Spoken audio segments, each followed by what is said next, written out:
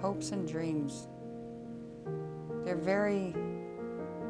not what most people hope and dream for. I want a quiet life.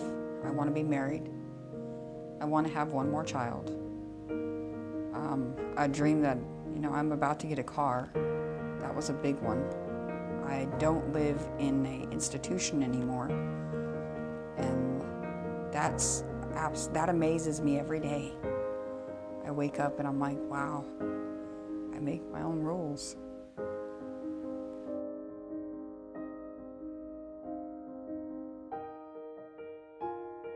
When I came to, it's funny how God works. I thought to myself, you either need to get with living or you need to get with dying. So I had a son. And that was about all I could think of at the time, as for reasons to live.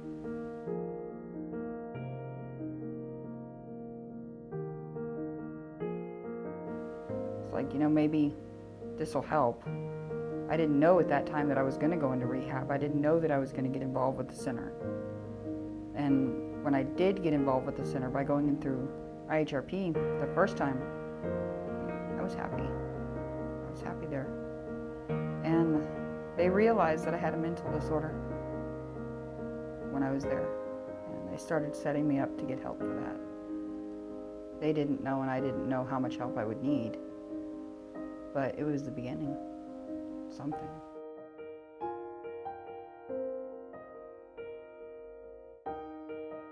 It was funny because when I was in IHRP the second time, this last time, I realized that, all these times before it hadn't worked.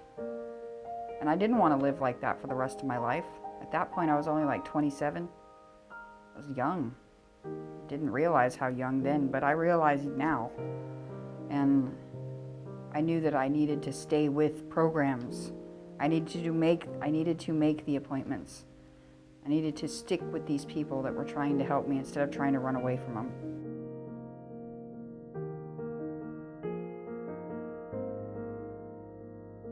I remember most about the center's programs was the people, especially not so much the counselors, but the RSSs, the recovery support specialists, and they touched me.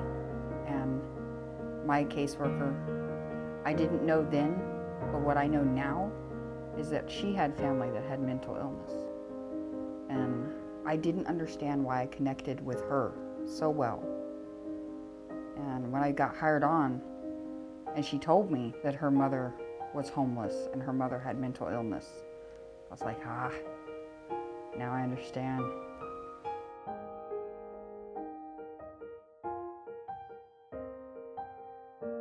My life's different today because of the center, because I work for them.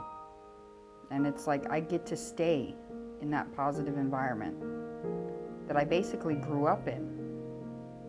And I get to be the recovery support specialist, only I'm a peer support specialist. It's the same thing in my mind. And I get to connect with people on a real level and tell them how it really is and break it down to them in a way that they're going to understand. Because we come from the same area. We were both homeless. We were both considered damaged goods.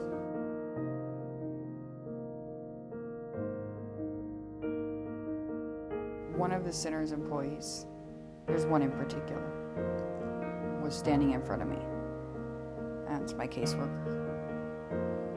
And if she was standing in front of me, I would just tell her thank you, You're the only one that didn't give up.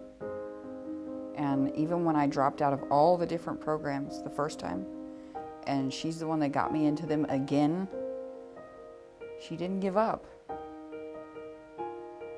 And that's what I try to do. I may not understand, but I don't give up.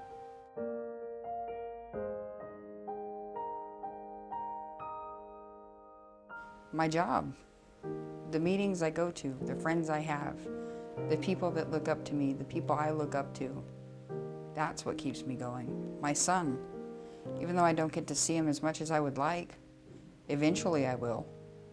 And I'll have awesome things to tell him about.